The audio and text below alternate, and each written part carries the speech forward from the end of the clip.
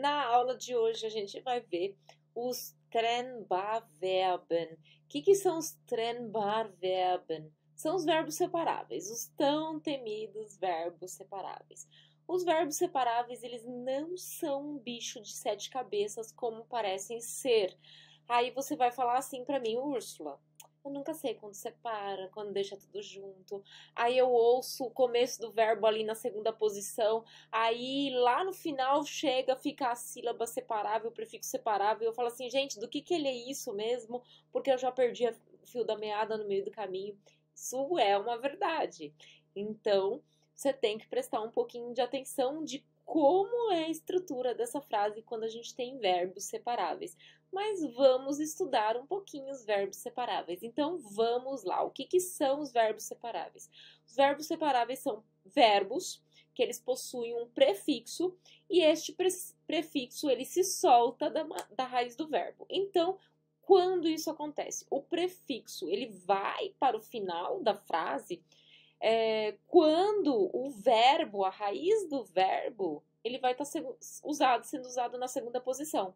Se isso não estiver acontecendo, ele vai ficar lá no infinitivo no final da frase. Então, vamos supor que eu estou usando o verbo müssen, o verbo modal, né, lá na segunda posição. Isso quer dizer que o restante dos verbos, não importa qual seja, inclusive o separável, ele vai ficar lá no infinitivo no final da frase. O infinitivo de um verbo separável é escrito tudo junto. Aí tá o trick. Todo mundo se confunde exatamente por isso, porque o infinitivo do verbo separável é tudo junto. Ele só separa quando a gente realmente estiver usando ele na conjugação. Então, quando a raiz do verbo estiver sendo utilizada para conjugar, ele está lá na segunda posição, aí sim o prefixo vai para o final da frase. Ah, mas como eu vou saber quais prefixos são separáveis e quais não são?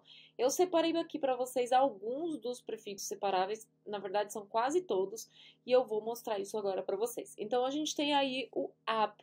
Então, verbos que começam com ap, sim, são separáveis. Verbos que começam com an, verbos que começam com auf, com aus, com bei, com ein, com fest, com her, com hin, com los, com mit, com vor, com weg, zu, zurück e zusammen. Tem exceções aí, sim, quando a gente junta dois verbos. Por exemplo, o kennenlernen. O kennenlernen se torna também um verbo separável, mas isso são exceções. Então, o que a gente precisa fazer? A gente precisa decorar estes prefixos. Porque quando você chega lá no final da frase, você usa um mit. E aí você fala assim, mit com o quê? Mas acabou a frase. Isso quer dizer que é o mit que ele está juntando com algum verbo ali na segunda posição. Normalmente seria, por exemplo, com mitkommen, né? Então, o verbo mitkommen, que é o vir junto, ele é um verbo separável. Então, quando você tem o mit, aí a pessoa fala ich komme mit. Aí você fala assim, meu Deus, onde eu perdi? Onde eu perdi o fio da meada? Então, tá ali, porque o mit ele é junto com kommen. Então, claro, você sempre no alemão vai ter que prestar atenção, sim, no verbo da segunda posição, mas mais atenção ainda nos verbos lá no final da frase. É como se os verbos que realmente fizessem a ação ou aquilo que vai fazer sentido para a frase estivessem lá no final da frase. Não é como, é a realidade. Então, sua atenção para o que está acontecendo no meio da frase, ela tem que ser reduzida, porque você tem que memorizar a segunda posição e a última posição. Essa é a verdade. Vamos falar um pouquinho com exemplos? Então, vamos lá. Ich mache das Fenster auf. Veja assim, o verbo é o aufmachen. Aufmachen é o verbo abrir. Então, a gente está falando assim, eu abro a janela. Ich mache das Fenster auf. O mache está conjugado e o auf no final da frase.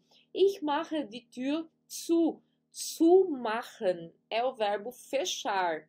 Então, a gente tem aí zumachen. é separável? Sim, porque ele está na tabela anterior. Então, ich mache die Tür zu. Mas, se a gente colocar um müssen na segunda posição, que é aquele verbo modal, ich muss das Fenster aufmachen. E o aufmachen está no infinitivo no final da frase.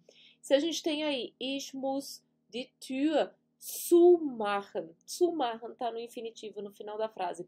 Veja a diferença entre as frases. Eu estou utilizando o verbo separável para conjugar a frase. Na outra, não estou usando ele. Está lá no infinitivo no final da frase. Eu estou usando muss como verbo conjugado. Essa, inclusive, é a maior dúvida dos meus alunos, de quando a gente separa e quando a gente não separa. É assim, a gente só vai separar quando a gente estiver usando o verbo. Vamos para mais alguns exemplos? Então, a gente tem aí o anziehen. O anziehen é se vestir, pôr, né? Alguma coisa. Então, aqui no caso, a gente está vestindo o casaco. Então, ich ziehe meine Jacke an. Ich ziehe meine Jacke an. E veja, não importa se a pessoa está falando só o meine Jacke ou se ela está falando várias coisas. Você vai ter que lembrar que o an faz parte do ziehen, ok? Então, ich ziehe meine Jacke an. Ich stelle mein Handy ein. Ich stelle mein Handy ein. O einstellen é o ligar. Então, eu ligo meu handy, meu celular. Então, aqui eu estou ligando o celular. Ich will meine Jacke anziehen. Eu quero vestir o meu casaco. Você viu? O anziehen foi lá para o final da frase. Ele está lá no final da frase no infinitivo, quietinho, sem incomodar ninguém. Por quê? Porque a gente colocou o verbo will na segunda posição. Ich kann, wie kann ich mein Handy einschalten? Como eu faço para ligar o meu celular, né? Como eu ligo o meu celular? Então, o einstellen tá ali no final da frase novamente, né? Então, aqui, esse einstellen pode ser tanto de configurar o celular como de ligar o celular. Então, eu espero que tenha ficado um pouco mais claro os verbos modais, mas aí eu vou falar a mesma coisa que eu já falei. Verbos modais, meu Deus. Os verbos separáveis. E aí eu vou falar para vocês a mesma coisa que eu já falei nos verbos modais, e é exatamente por isso que eu acabei de errar, que a melhor maneira de você aprender isso é usando. Mas como você usa, Úrsula, não tem tanto contato com outras pessoas no alemão, eu não tenho com quem falar, eu não tenho um marido alemão, eu não tenho uma esposa alemã, eu não tenho amigos em alemão. Escreva, pegue seu dia a dia e monte frases. Você coloque, faça exatamente esse mesmo exercício que eu fiz aqui. Coloque o verbo separável e o verbo não separável, separável, não separável. Pesquise quais verbos você poderia usar e como você poderia usar. A gente tem uma ferramenta hoje em dia que é maravilhosa, o Google é maravilhoso para isso. Por que é tão importante você fazer isso?